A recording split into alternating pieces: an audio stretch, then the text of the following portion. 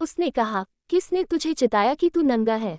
जिस वृक्ष का फल खाने को मैंने तुझे बरजा था, क्या तूने उसका फल खाया है? उत्पत्ति 3:11। आदम ने कहा, जिस स्त्री को तूने मेरे संग रहने को दिया है उसी ने उस वृक्ष का फल मुझे दिया और मैंने खाया। उत्पत्ति 3:12। तब यहोवा परमेश्वर ने स्त्री से कहा, तूने ये क्या किया है? स्त्री ने कहा, सर्प ने मुझे बहका दिया तब मैंने खाया।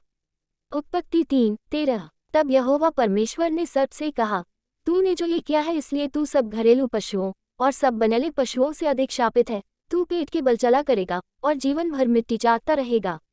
उत्पत्ति 3:14। और मैं तेरे और इस स्त्री के बीच में और तेरे वंश और इसके वंश के बीच में बैर उत्पन्न करूंगा, वह तेरे सिर को कुचल डालेगा और तू उसकी एड़ी को डसेगा। उत्पत्ति 3:15। फिर स्त्री से उसने कहा, मैं तेरी पीड़ा और तेरे गर्भवती होने के दुख को बहुत बढ़ाऊंगा। तू पीड़ित होकर बालक उत्पन्न करेगी और तेरी लालसा तेरे पति की ओर होगी और वह तुझ पर प्रभुता करेगा।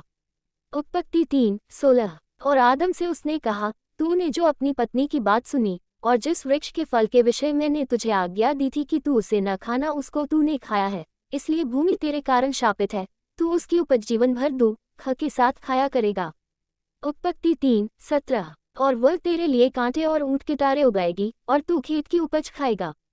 उत्पत्ति 3:18। और अपने माथे के पसीने की रोटी खाया करेगा और अंत में मिट्टी में मिल जाएगा, क्योंकि तू उसी में से निकाला गया है। तू मिट्टी तो है और मिट्टी ही में फिर मिल जाएगा। उत्पत्ति 3:19। और आदम ने अपनी पत्नी का नाम हव्वा रखा, क्योंकि जितने मनुष्य जीवित हैं उन सब की आदिमाता वही हुई। उत्पत्ति 3:20। और यहोवा परमेश्वर ने आदम और उसकी पत्नी के लिए चमड़े के अंगरखे बनाकर उनको पहना दिए।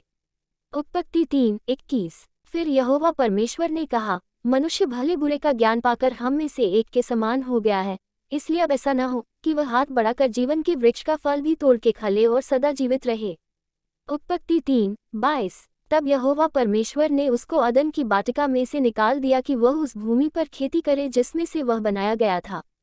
उत्पत्ति 3:23। इसलिए आदम को उसने निकाल दिया और जीवन के वृक्ष के मार्ग का पहरा देने के लिए अदन की बाटिका के पूर्व की ओर करूबों को और चारों ओर घूमने वाली ज्वाला में तलवार को भी नियुक्त कर दिया। उत्पत्ति 3:24।